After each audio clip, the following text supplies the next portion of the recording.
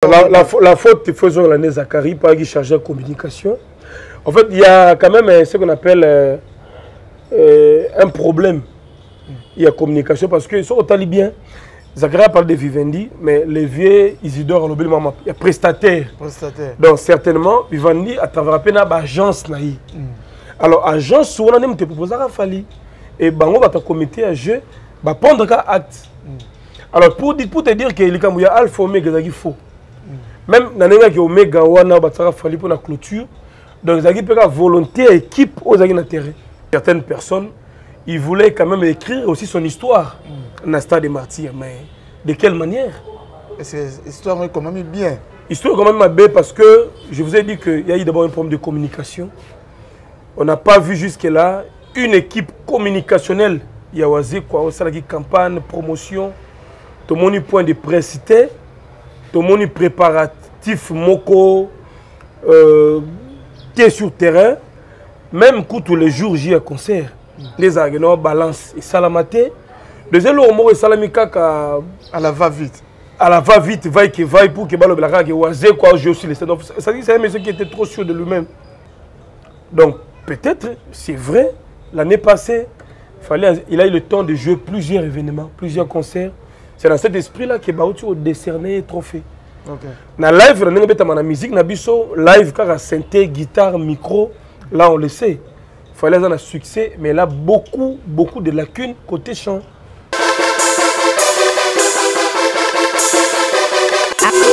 Cléty de Masterbeat.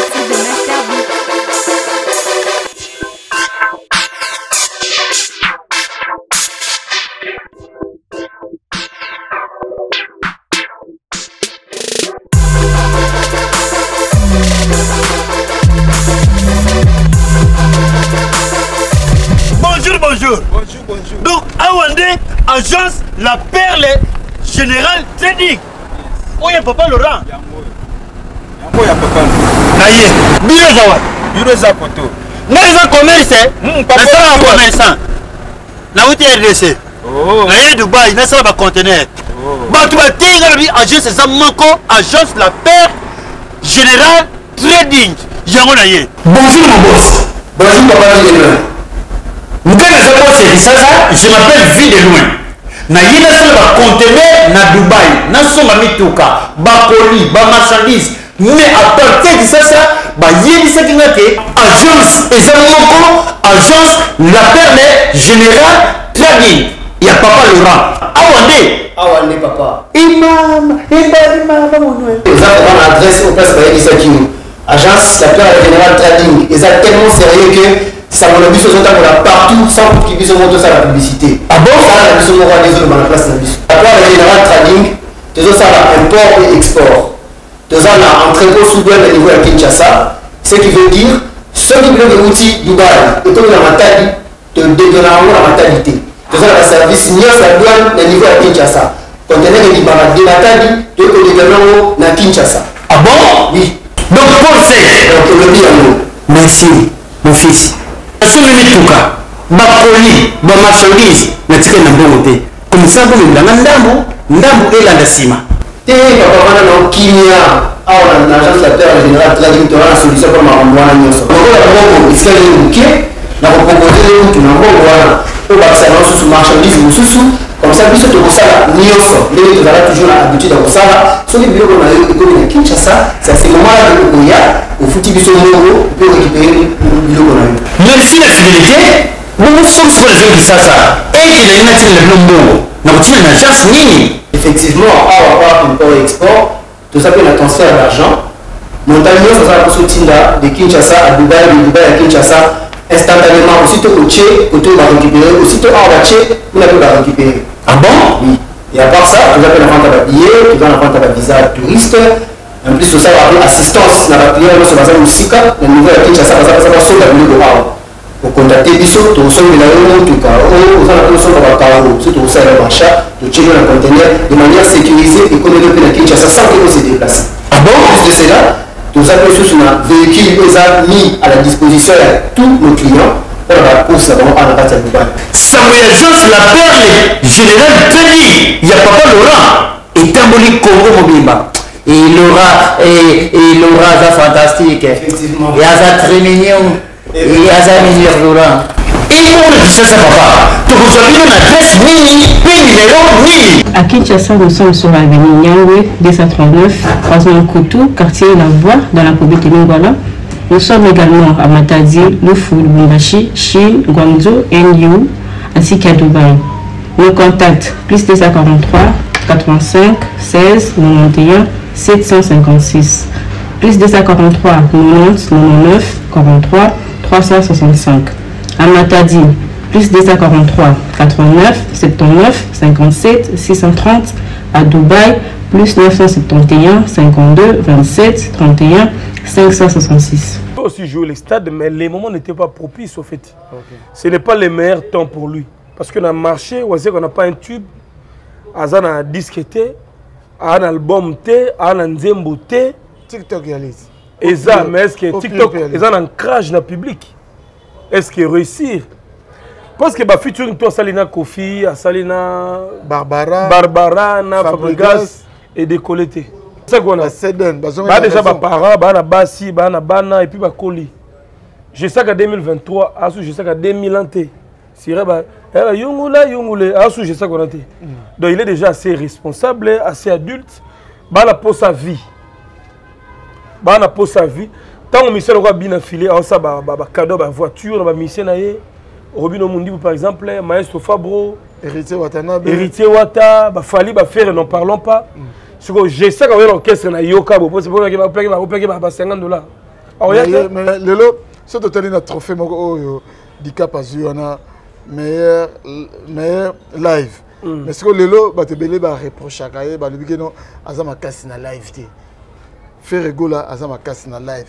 Côté où tu as ma casse na live, mais à juste le trophée, il y a meilleur live. Non, c'est le cas, c'est dommage pour lui parce qu'un artiste professionnel doit toujours se faire entourer des amis, des conseillers, des gens autour de lui pour qu'il va booster.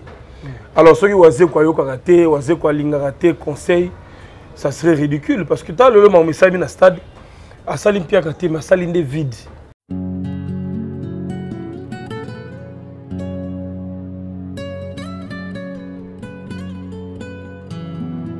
Frère des sangs, Claudicia, Lovesayo.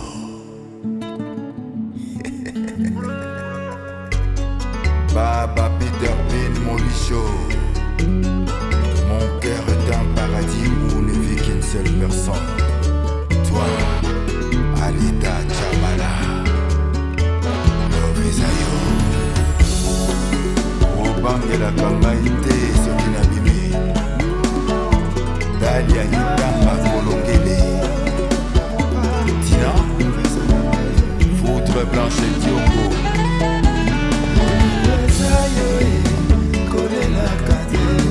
Katia motema nanga ezayo nasina pona nanga yo sheri nanga ya vi alita chamana yanga motema ekoma nango akwarioba yone poisson rouge nanga otepaka tuna olingo ezosalanga kokusa moto akokonya zate sheri tika kolela ngala ningaka kaka yo sheri pesa baningo kubanga boye wisesa ndenge nalingaka yo eyo moko yebi.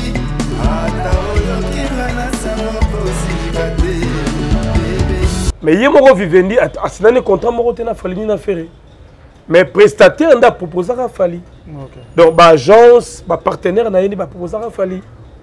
Donc, les lots, ma camion de Zachary. Ils ont négociation, ils ont choix, ils ont showbiz, ils ont business. Ils ont par rapport à la relation aux artistes en management, ils ont les colos. Et ça, ils sont placés dans le niveau d'ouverture.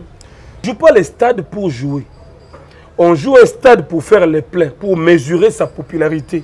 Ça, c'est la première des choses. De deux, il faut miser de l'argent. Est-ce qu'on vient de dépenser $400 000 américains? Et ça perd. Dans 400 000 euros, on peut dire que j'ai sac 10 000. Seven Play 10 000.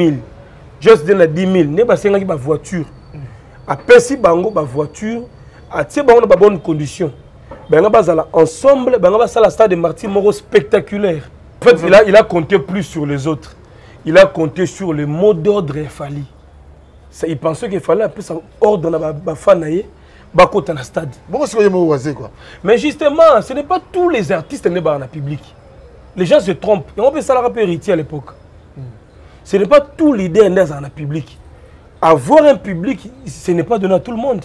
Dans le nom de Nino, a eu 94e single platine. 94e. Disque platine. Single platine. Donc il va vers les centièmes. Nino a eu platine dans 1 mois et demi. L'album n'a ni. A eu un disque d'or dans 13 jours. Oui. Donc 13 jours après, certifié disque d'or. 1 mois et demi, disque platine. Aujourd'hui, on a vité sa performance. Quand il crée le mot cultiver, on va cultiver. On regarde ma tête. Voilà, tout peut-être. Autour, il y a orchestre, autour, il y a public. C'est juste ça. Mais il y a Congo, Kinshasa, il y a un public. Les artistes qui sont votés massivement. Mais au finish, il y a dans un trophée. Donc, management peut jouer, influence, coterie peut aller dans Marambo. La cher, tu as 219 €. Hein? Parce que moi, le lot, je vais monter dans Google. On repère ces informations par rapport à disque, par rapport à événements, par rapport à lamba. Les gens vérifient les prix, les styles, mode, tout. Donc, accoutrement, ils ont des rares. Mais il y a préféré en haut. Donc, immortaliser. C'est trop cher. À immortaliser Michael Jackson dans sa façon de s'habiller. Mais ça ne coûte pas cher. Et puis, sensibilisation, banderole, affiche, équipe marketing, communicationnel, ils sont absents. Donc, le VC battu seul, dans mon état CGN dans la TVT, dans mon porte-parole dans la télévision, il y a une émission contre GSAC jusqu'à ce que tu aies le jour événement. Story à la carte les chapines du pays de grâce à Makambo qui faut tout temps olympique. Donc il y a la carte à l'ordre pas Makambo quoi. Que c'est bon. Pour tout n'attendre pas la Kenambunda, pour tout un bêta pour comprendre regarde quoi. L'identité very strong. La histoire avec Didier Nzita very strong. Na Congo 24 TV P ou Libakou ya Rolanda biso na Équilibre TV ya Jérémy Luemba la tête bien faite donc les lotos abongo na Jérémy Luemba to meka ko lobela makambu nyonso oyo ezoleka na niveau ya internet affaire Vivendi ezoko faire couler beaucoup d'encre et de salive pour na ninité to zonga lisusu na disque d'or certifié ya Fali Ipupa Oyo Toloba et rebondir les sous. Jérémy Luemba a pensé nini stade des martyrs il y a Félix Oisé quoi est-ce que Zalaki récite est-ce que Zalaki échec donc ma question est belé autre sur les lona Jérémy Luemba toko lugape to zoazoaka kandenge yango ezala parce que zabongo internet vitesse internet bakangaka yango te mais pour la émission oyo nazo dédié yango déjà na les big managers les motivateurs de tous les motivés la classe et les différences c'est né chapine depuis Paris na Sanité les valables maître avocat Claude Omatoukou ainsi que au professeur Chims Mulungu de Bovin Vienanga di Mesi Mokonza Diblin Arimo Kamote Mayolan Photo Mama Yoyo Mama Kuluta Banana 4 Anvers Blaise Lomingo Fashion chef d'entreprise na Lyon restaurant Bisso na Lyon chez Vieux Sims bon retour na yo parce que ce zonga déjà France na minute na 4 à Lyon na Sanité là où les Romains s'empoignèrent la femme au grand cœur coup d'œil raté belle brute systématique automatique Papinzi dans les grand frère pour Viatika Petit n'a été, quelles que soient les intempéries. Charou, tout le monde a déjà la tête bien faite. Jérémy Luemba, toujours. Very strong. Toujours. En tout cas, merci Mingi pour l'invitation. Je tiens également à faire un clin d'œil spécial à tous nos abonnés ainsi qu'à tous nos téléspectateurs. Hein. Les célèbres Dienzundu na Washington, Maman Nabiso, Sema Mayasi, femme légitime et agence Mayasi Forza Italia. Nadine Maïfoula à Bruxelles, Mimi Yabandoumé très forte depuis Moshingla, Banakati Allemagne. En tout cas, merci. On est là, un peu développé par rapport à tous ces sujets. Aujourd'hui, salam pour les mix sur le net. Quoi. On est là. commentaire de feedback. Jérémy Louemba s'exprime bien, elle très bien. Elle a flatté manière de répondre, surtout la diction. Voilà, merci pour le compliment. Ça m'encourage encore davantage de perfectionner, de côté les sous la profondeur analyse pour que Batouba soit toujours éclairé. Ok. Ouais. Stade de Martyr à Félix Oisé quoi. C'est là qui n'a eu. Au moment de ma camongo les locaux loba en gros colobanini. Les lo Stade de Martyr est grave et Matissie to Ekitisie. Voilà, très bonne question. Parlons du Stade de Martyr à Oazekwa. Je dirais que nous étions là sur place, na Bino ainsi que nos confrères Belé. Vous allez remarquer que c'est un stade qui n'a pas été préparé. Et un stade Moro via Betia Ngokaka pour que Balobe l'a payé. Vous comprenez? Donc, comme dirais-je, certaines personnes, ils voulaient quand même écrire aussi son histoire dans le Stade des Martyrs. Mais de quelle manière?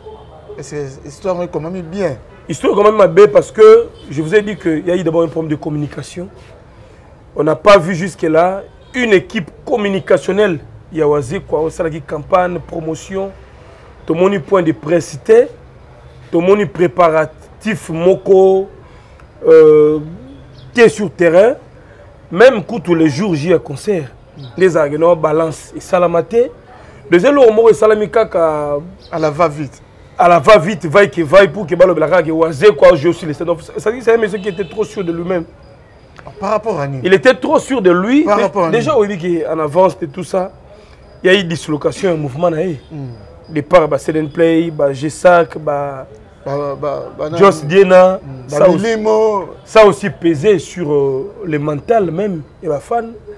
Et puis il y a Méloman aussi. Donc, ça, stade pris à la légère, en fait. Il voulait jouer, mais il ne s'est pas préparé en conséquence. Le résultat est là. Est-ce qu'il fallait qu'il y ait un stade? Il fallait qu'il y ait. Oui. Même pour nous, comme est-ce qu'ils allaient être nécessaire dans un moment où il fallait qu'il y ait un stade? Il pouvait aussi jouer le stade, mais les moments n'étaient pas propices, en fait. Okay. Ce n'est pas le meilleur temps pour lui. Parce qu'on a marché, on sait qu'on n'a pas un tube, on a un disque, on a un album, on a un nzembo. TikTok, il y a les. Et ça, mais est-ce que TikTok est un ancrage dans le public? Est-ce qu'il réussit? Parce que featuring toi Salina Kofi, Salina Barbara, Fabregas et Décolleté. Donc il fallait quand même.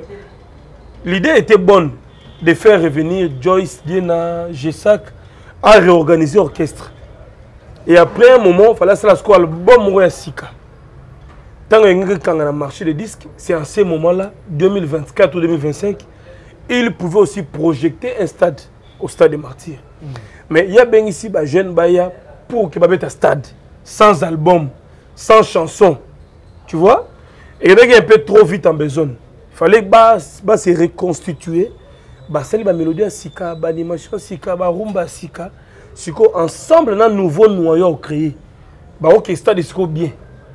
Mais les faire revenir pour préparer un spectacle sans album, sans cohésion, je crois que c'est un truc préparé à la hâte, vite.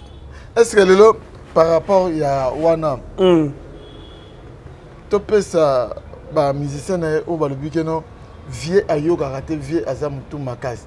Parce que les émissions où on a ça même, na Joss Dien na le bagano. Vieux à yoga raté. Il y a déjà le bagage de 60 personnes. Donc il y a boulé déjà de 60 personnes. Donc le bagage a moteur, il y a moteur, ici na mécanisme. Très bien. Est-ce que les autres personnes sont jeunes ou musiciens ont raison de le bagage na yoga raté? Mais si c'est le cas, c'est dommage pour lui parce que un artiste professionnel doit toujours se faire entourer des amis, des conseillers, des gens autour de lui pour qu'il va booster.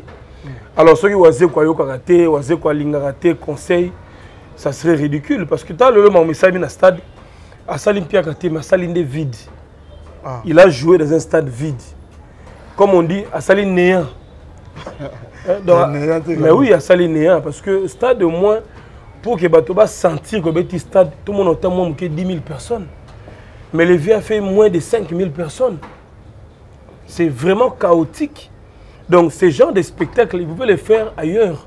Dans le terrain GD, dans le showbiz, dans le terrain municipal, un peu partout. Appeler les gens, faire un spectacle pareil, dans le stade le roi martyr ou Batoba Moukié, ça ne sert à rien. Mais est-ce que les leçons de l'obligé, non? Même communication, c'est là qui m'a cassé. Na public au monde qui wana. Les leçons le bas, oisé quoi moko, à la base té. Pour ça, tu le tu as net raison. Non, il a compté sur le public des autres. Tu as fait. À ta communication, il y a là qui m'a cassé. Est-ce que déjà c'est là que bah spiritas bali bah golo bali bah warrior bali bah il y a maison mère bah na maison mère bah sénateur bali à ta communication là il m'a cassé. Non, en fait il a compté plus sur les autres. Il a compté sur le mot d'ordre Fali. Il pensait qu'il fallait un peu ordre dans la fanaye bah côté dans le stade. Bon c'est quoi. Mais justement, ce n'est pas tous les artistes qui sont dans le public. Les gens se trompent. Et on peut ça la rappeler héritier à l'époque. Ce n'est pas tous les leaders dans le public. Avoir un public, ce n'est pas donné à tout le monde. Si le fait à Zana Gaulois, il fallait Zana Warrior, Wenge, BCBG, Wenge Musique, ils attendent. Et puis ils ont toujours un moment où comme leader, c'est confirmé, le public automatiquement est. Mais c'est comme dans la public, il faut tout le monde clairement. Quand il crée le mot cultiver, ou cultiver, ils regardent ma tête, voilà tout le monde peut-être. Autour, il y a orchestre, autour, il y a public, c'est juste ça. Mais il y a Congo, Kinshasa, est-ce qu'il y a dans le public, il y a dans le public. Mais est-ce que le long concert, on a des questions? Le tombolier, tu es quitté. Non, justement, il y a quand même. Aujourd'hui, on parle de lui. Dans les bons ou dans les mauvais sens, tout le monde parle de Wazeko. Il est réveillé dans son profond sommeil. Parce que l'on actualité, on le blaye. Mais sur le plan artistique, ce qu'il a fait, il ne fallait pas le faire. Regret sa place. Alors, il tombe au été. Par contre, il diminue le sous-souillé. Il diminue, franchement. Le loso balobi qui a classé bateau stade de martyrs. Position numéro est grave. Bon, c'est vrai, il est maintenant dans la liste. Bébé Abeta, tout ça.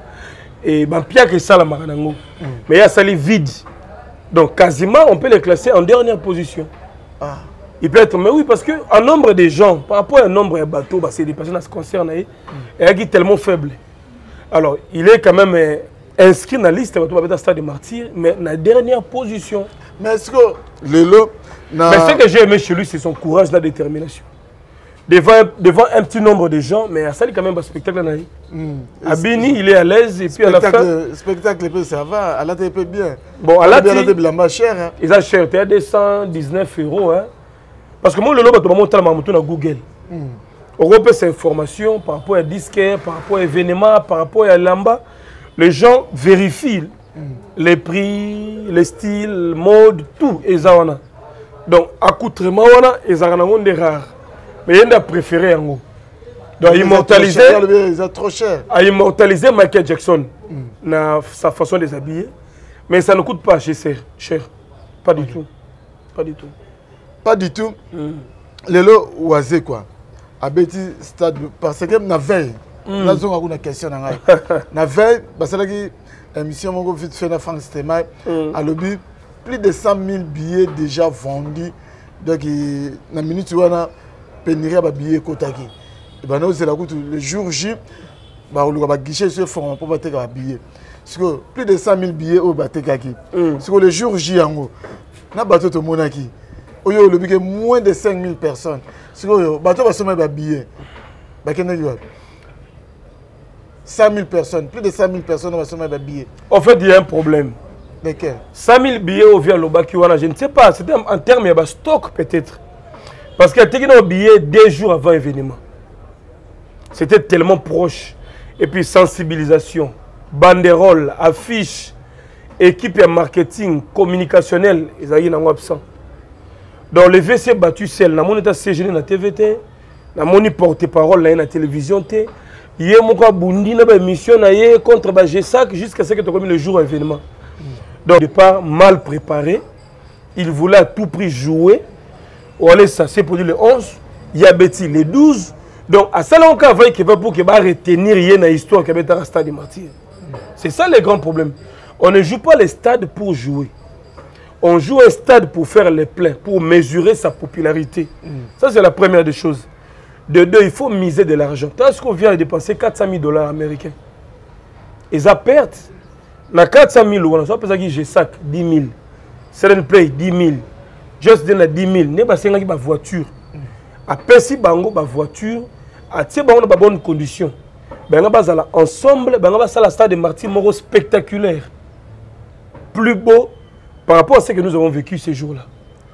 Mais il y a ce que à Bopé Sabana Batubambongo, à Kangi Motema, mais à dépenser instruments, foot stade, tout ça.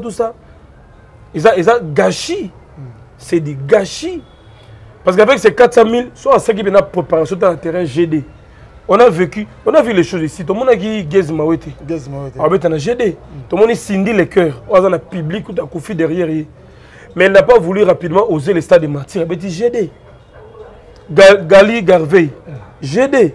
Donc, en fait, il y a chacun à son niveau. Il y a un niveau où il y a un stade. Dans le lot de Nabaton, sur le stade de martyrs, l'artiste est le moins populaire. Et ça, c'est quoi? Les très moins populaires, c'est lui parce qu'en termes, il y a quantité publique. Pas moins de, au fait, moins de 4000 personnes. C'est en tout cas insignifiant. Mais quand même, il fallait qu'on mette les mabos, qu'on a publié, qu'on a dit que le peuple a 5 ans. Maman, on a 5 ans. Mais j'ai quand même ma tête. La monnaie va transcrire aux côtes, ma tête délégation. Mais il fallait quand même mettre les mabos, que le peuple a 5 ans. Le peuple a 5 ans, c'était des tonnes. Est-ce que le message, par exemple, déjà, c'est bon, entre le peuple a 5 ans, le peuple a 5 ans, c'était des tonnes. Mais oui, il y a désolation pour tout le monde. Hein. J'ai suivi Just Dena. Il est vraiment très choqué, très déçu parce que Victor Yawazé, quoi, ils ont Victor Bangonyoso. Des faits n'a pas ils ont fait et déranger Bangonyoso tout. Vous voyez, parce que le vieux Yoga Petit n'a été, il voulait faire du Wazé, quoi. L'orgueil l'a emporté et voilà maintenant le finish. Et en plus aussi, si Wazé était en bon terme avec Ferré, Wenge, Fali, ben il a battu poids. Mais voilà comment. Mais Kofi Olomide a fait un mot d'ordre, il a confiette, il a confié film, il a soutenu rien. Ah, c'était tard, il est déjà tard, presque à la veille. Il fallait nevier à Bongissa, à jeune. Mais il a compté sur le mot d'ordre de Fali, il fallait pas Betinae, Kara, Ferré, déjà il y a un problème. Vous voyez donc, trop parler peut tuer. Il faut attendre le moment. Tant Ferré a un concert, les gens ont critiqué Ferré, il a un bureau bien té, il n'est pas bon. Mais voilà ce que Ferré a fait. Il a eu son temps à se réorganiser avec ses groupes, son équipe. Bafan, c'est ça qui est succès. Est-ce que l'échec à Wazé, quoi? Tokolo aussi, tant que Yemoga Mitaki en guerre avec ma propre poulet, comme la guerre dans la Gaulois. Est-ce qu'on peut créer ce qui tombe à Wazé, quoi? Justement, en fait, à créer ça qui tourne avec ses propres musiciens, guerre. Insultes, injures, polémiques. Et puis, il fallait quand même savoir soigner certaines relations. Nous, on est pesé, ce qui fait que. Stade Mogo, papa, je vous dis la vérité, c'est une honte. Il ne fallait même pas le faire. Toi, il y a un stade donc à compte goutte. Maintenant, on goûte ça à plein. Et Bembe coûte pas sans invitation. Mais il fallait même pas le faire. Donc, je crois que. Ils appellent les sons pour les autres artistes. Et le retour, on a des défis et Simbaraté. Si on y a défini, parce qu'il y a une guerre, une polémique, on a Kofi et c'est là. Les gens ont un défi. Il y a défi contre sa propre personne. Parce qu'il faut des années calmes, mais ils attendent 2024. Les stades de Martyrs se préparent, même tout ce monde-là. Un stade de sentiment pour faire un affaire il faut attendre les bons moments. Quand tu cartonnes, même Maître Gims Ndengazana, il ne peut pas faire un stade de Martyrs quand à la veille qui va y bon. Il faut se rassurer que le public qui ne regarde. Si tu n'es pas trop sûr de toi-même, ne viens pas. Est-ce que comme beaucoup de gens disent que non, Kofi Olomide et akimaki na ye malgré azalaki invité soki principal mais ayebelaki ne déjà parce que amonaki non makambo oyo okende yango bien te bamisusu mpe balobi ke non mpo na ye Koffi Olomide mutu atiaki ye na erreur ayebisa ye non kendeka mpo asimba touche par là oyo koloba nini non Koffi Olomide était invité et puis il avait porté ça à cœur tala émission n'est presque belé il parlait de ça intervention est belé mais sauf que il un programme de Napoto, hein. Il y avait un mariage qui s'est présenté en Europe, il fallait qu'il y ait. Il n'y avait pas donc de choix, mais on ne compte jamais sur quelqu'un d'autre. Si un événement au stade, il faut y aller à la sûre, la préparation, l'activité, il faut être sûr toi-même. Mais est-ce que le Waza, Moutou Waza, na camarade de Konsibele. Dès la élection, misira pe Moutou a coupé sa mot d'ordre de paix tout balandi. Parce que ba master na yona to bande ko na yona. Tabazo mona keno Waza ko na kin awa asa popularité. Est-ce que diminuer peu papa na za porter parole à Waza côté. On a eu beaucoup de temps d'en parler. Je pense que Yomoro Yebi Maramo les gars dans stade. Déjà il faut revenir aussi en arrière. Toi on a Kinshasa, ça fait au moins 15 ans on a concert à Waza côté. Ah beta en acheter pas parce que ba dimanche a collègue ça un mois de 5 beta ba concert ba dimanche on est privé n'acheter pas era bilo mo ba privé kaka devant 50 personnes ba prêtre ba responsable ba kermesse pas beta auto beta na kermesse na matongi awa bon ba kermesse on ba concert non ils ont concert il on net mo ba retrouvaille kaka Bapé sur moi quelque chose, déplacement, transport, tu viens avec ton groupe. Bon, moi 5 chansons au Kitty, ça va en concert. L'artiste doit se mesurer dans le showbiz, dans le GD, dans le terrain municipal, dans l'esplanade. C'est comme ça, c'est ça les niveaux. Kermesse, c'est dans la même chose, 700, 600 personnes dans le concert. Ce sont des retrouvailles simplement pour que aux alara en actualité, aux alara à la page, c'est tout. Mais il faut aussi le faire régulièrement. Donc voilà, il faut qu'on se dise la vérité culturelle, c'est Koufara Nango. Et Koufara déjà. Moi, c'est un moteur. Il y a un culturel Koufara. Culturel après film, jusqu'à ce jour, on en parle peu. Raison pour laquelle il a voulu faire revenir Jessak Baya, réorganiser l'orchestre. Si vous voulez, il y a un gérer un moteur ou bien pour Jessak, c'est une raison. On a Jessak, on a déjà des parents, des bassi, des bana et puis des colis. Je sais qu'en 2023, je sais qu'en 2000, je sais qu'on a été. Donc il est déjà assez responsable, assez adulte. Il a pour sa vie. Tant que monsieur le roi bien affilé, on a cadeau, voiture, on a mission Robino Mundi par exemple, Maestro Fabro, Héritier Watanabe, Héritier Wata, Fali, faire, n'en parlons pas. Je sais qu'on a l'orchestre na Yoka, c'est pour ça qu'il va payer $50. Mais il y a le bail que non, bien affilé, Mikolo ne va céder play. Bien affilé, on s'en mis tout cas. Après ça, c'est bon, on va céder play, just, on peut pas s'en mis tout. Alors, ça, on a cuisine interne. Ils ont polémique purement interne.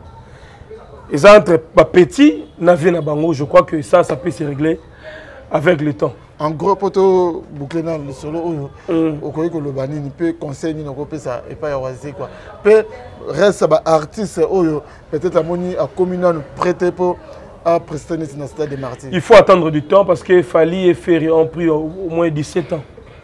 17 ans de leur carrière pour qu'ils soient songer comme le stade des Martyrs. Il faut prendre vraiment du temps, il faut être patient, il faut plus travailler. Travailler, faire des chefs-d'œuvre, des belles chansons. Il y a un de défendre le jour reprogrammer Stade des Martyrs dans la carrière.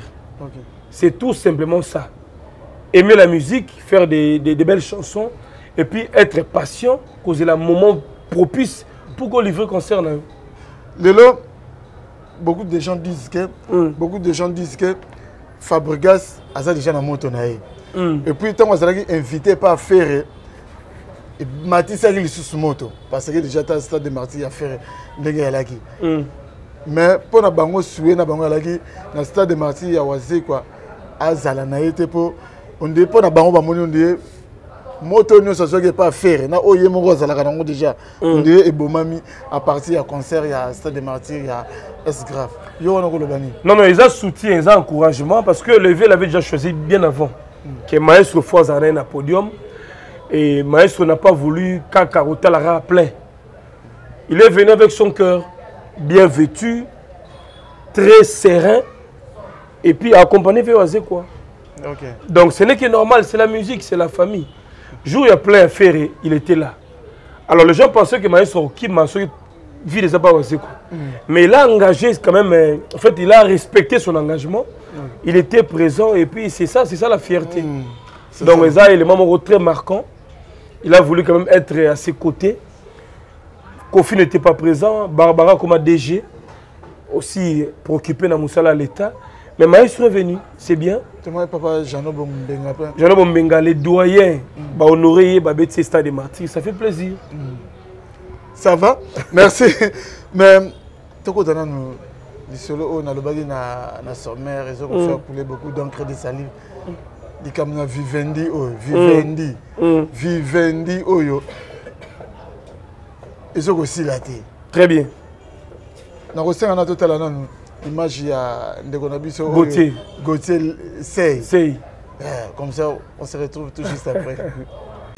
Nakoye s'appelle na baimbo kaboy.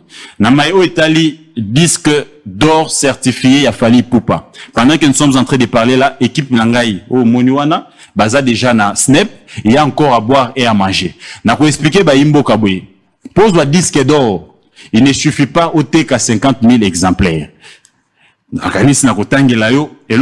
faut aussi les phrases à monsieur ici. Disque d'or à Fally Ipupa.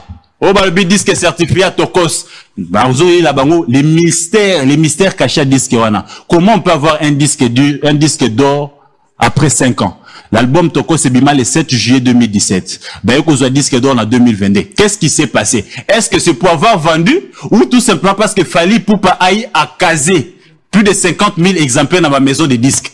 Ça, c'est une précision détail qui va venir, je pense, les moments venus, dans 2-3 jours, tant Robin Abisso. Donc, Fally Ipupa n'a jamais de disques d'or certifiés pour avoir vendu 50 000 exemplaires. Donc, mes correspondants sont sur place, na Snap, ils vont finir, n'est-ce pas, l'enquête, je pense, demain. Ça dit, tu penses que Fally Ipupa c'est un tricheur? Je ne pense pas que Fally Ipupa c'est un tricheur. Je l'ai dit ici. Fally Ipupa c'est l'artiste congolais qui a construit sa notoriété sur des fausses informations. Il a longtemps dupé le peuple congolais. Je vous informe que j'étais en contact avec RIA, qui est la maison Oyo Snap à sous-traiter aux États-Unis d'Amérique pour la certifier disque. Maison en escale comme l'album Tokosté. Nous sommes avocat honorable maître Kabongo et puis honorable député national maître Kabongo, na correspondante dans la maison Snap. Nous sommes noirs. Fally Ipupa a voyagé le jeudi, juste après notre émission de mardi. Il est à Paris et on a mes correspondants bazui fuite que proche naemoko baza en contact. Là, les Camerounais qui s'occupent de la communication, il y a Vivendi. Ils sont en train de chercher de faire, collaborateurs. Beau aider artiste, disque la solo, il a besoin d'informations solo. Botika koya koko sa peuple. Désormais, Netik nous caméra na culture, na secteur culturel. Boye ba vérité, est-ce que Fally Ipupa disque wana, Nissa ni a caché. Disque bazor après 3 jours, après une année. Il y a neni ni waki de abattre record à maximum matin. 5 ans après, toko c'est disque d'or. Qu'est-ce qui s'est caché? Pourquoi il a les disques d'or? Parce qu'il y a des disques d'or pour les disques vendus et des disques d'or pour les disques emmagasinés dans des maisons de disques. Bourgeois, révélation à solo na télévision. Solo TV, sango tika kalikambute. Ngai na tika. Biso tika kalikambute. Biso comme ça kalikambute na suka. Monsieur Kwanja Pe Azoyawa, il donnera des vérités autour de certaines questions. Allez, Manix, on va terminer avec vous. Gauthier, on va dire qui. C'est bon, j'ai remis le mot tout côté à l'émission sur vidéo. Gauthier Sey. Pour naïe, le Fally Ipupa, à la carrière naïe, construit sur les mensonges. Sur les mensonges. Bon, et d'un point de vue naïe, toutefois, Batmatala qui est payé dans ma chaîne partenaire, il a expliqué sur l'affaire Snap. Azana chercheur, ou Baza peut-être. Dedans, de la authenticité, il y a disque d'or, il y a Fally. Selon lui, déjà, l'album Tokos, depuis Bima, ça fait pratiquement 6 ans, 5 ou 6 ans. Et puis, Bapesi Ango mérite il y a disque d'or. Selon lui, c'est archi faux. Parce qu'en dépit, il y a 50 000 exemplaires. Il y a aussi d'autres critériums.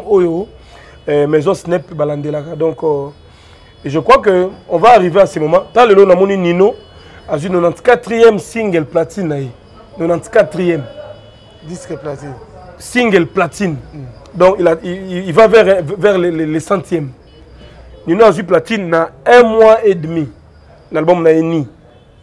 A eu un disque d'or dans 13 jours. Oui, oui. Donc, 13 jours après, certifié disque d'or. 1 mois et demi, disque platine. Aujourd'hui, on a vité sa performance. Parce que quand on est numéro 1 en principe, il faut tout le monde rappeler la certification dans le temps. 1 mois, 2, 3 mois, certifié. Mais la certification, on a 5 ans. Un album qui est sorti il y a 5 ans passés, après certifié disque d'or, platine. C'est un peu flou. Donc, on sait comment ça se passe. Le lot, tout le monde, il y a des artistes qui sont votés. Dans la plateforme, dans la compétition, dans la nomination. Il y a des artistes qui sont votés massivement. Mais au finish, il y a dans un trophée. Donc, management peut jouer, influence, coterie peut aller dans Marambo.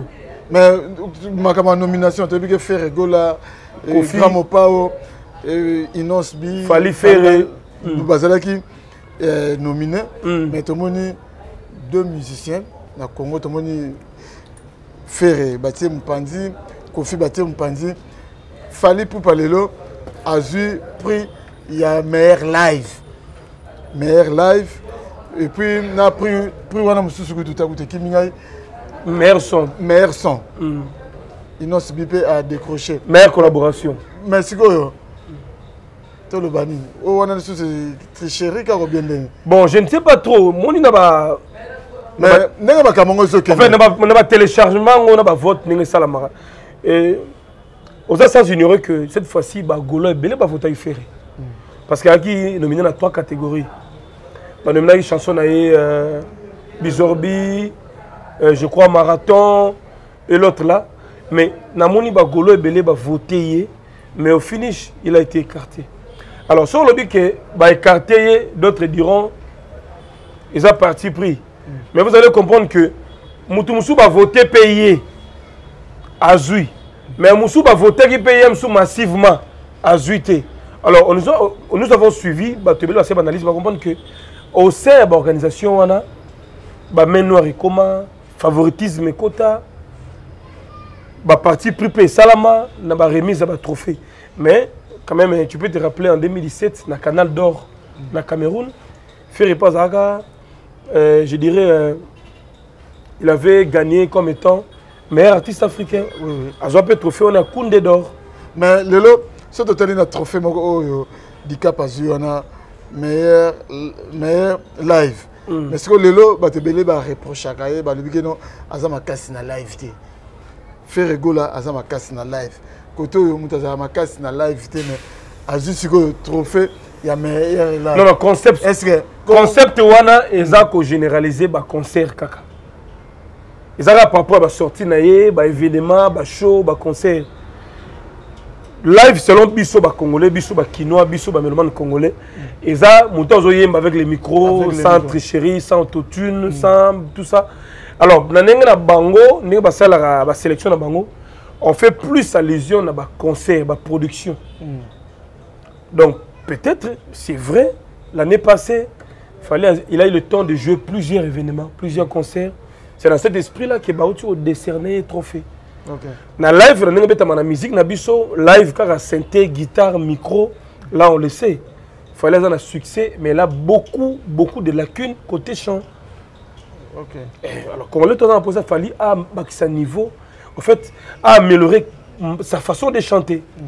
C'est là où les débats continuent à faire encore beaucoup de polémiques. Donc je crois que là, il faut pas si Fali par rapport à trophée, et ça en termes de show, en termes de concert, événement, production.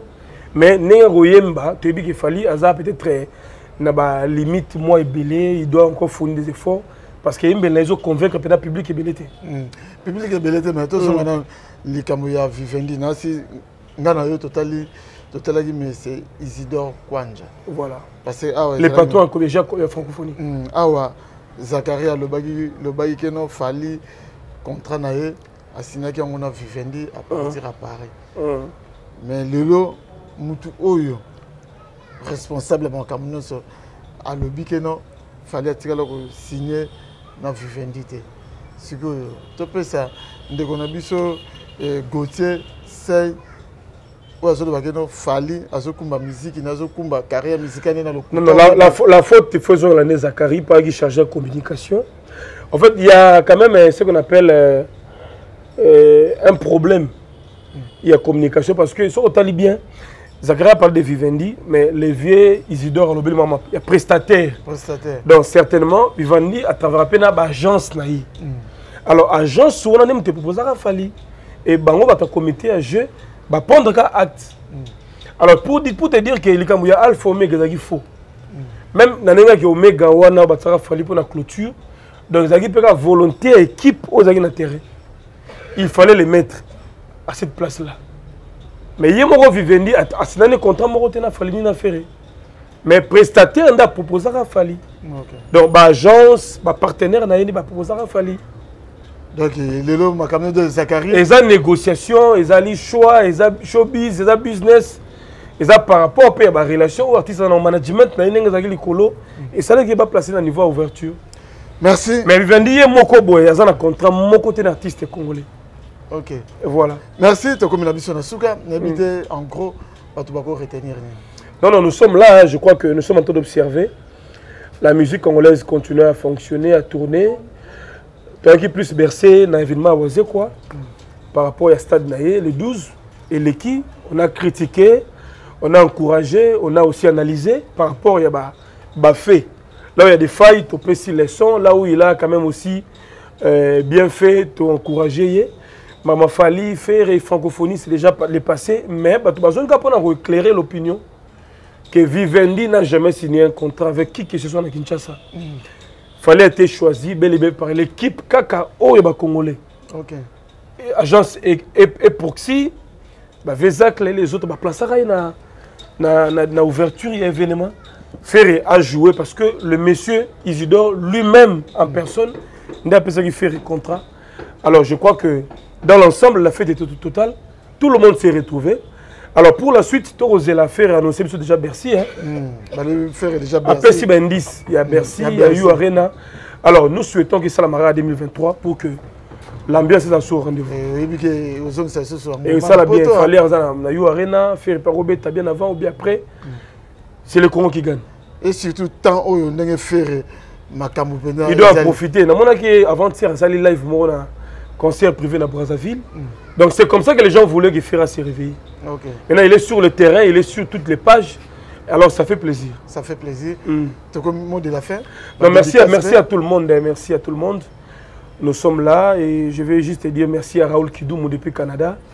Je pense aussi à tous les Congolais d'ici et d'ailleurs. On est ensemble.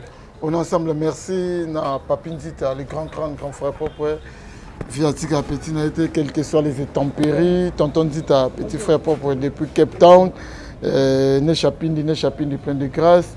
Ceux qui bossent une émission, bon grand merci. Na Charou, na Sima Caméra, na montage, na Mon Bongo, Nathan Luko qui autrement dit Bébé Bouchou, Tokutani Bongo pour une prochaine émission. Merci, ciao, à suivre dans les bons. Historia, li solo ya litoite o, kasi ya bilili, toko mona, toko tala, elengi, monde entier. Bon, naina nga na tembete, to sala wenge na tembete, wenge zalaki lokola loisir, ti e comme ma profession. En tout cas, la Kamwara, donc, Makambo, Tolobela, Tolemba, musique congolaise, ezaki na ghetto, c'est comme communautaire. Et Kiti sous on n'a plus bas niveau et comme communautaire. Il y a un autre bunda po to bimsango na kata communauté, na kata ghetto, to zo disque d'or. Inshallah. Allah Akbar. Le Kounia, et si là, c'était le Kounia le Pananga, tina francophonie bo ko changa problème zate. Na robeta ta francophonie na poto. Ata francophonie muzo na créer. Déjà comme moi nous obenga sai et outi na papa Wemba. Au moni côté au tozo uta déjà. Je veux dire si aujourd'hui ba benga nga sai C'est grâce à Ndiembo, il y a tout le monde, ça chanté par Papa Wemba. Historia avec Didier Nzita. On remercie Soussou. Ouera son droit de la forêt. O Léona Minito Didier Nako Saote, ba miseno somona bayara ba lobarawa. Passeport à Liboso. Ouera mtabimise la biso. Soso à Liboso pa babo nanena ba fetième so ba première communion. D'abord ba ke ouera to liango soso musaka mampata mutalamba ka ba musicien omona rana ba fiba misapina maboko na makoz. Dans les tout puissants Nzambe Mokonzi yem tasala gaï ba destin et ba yo za journaliste comment que ba Dubai pam pam ba journaliste belé pe ba zo kene kasangulu pamba pam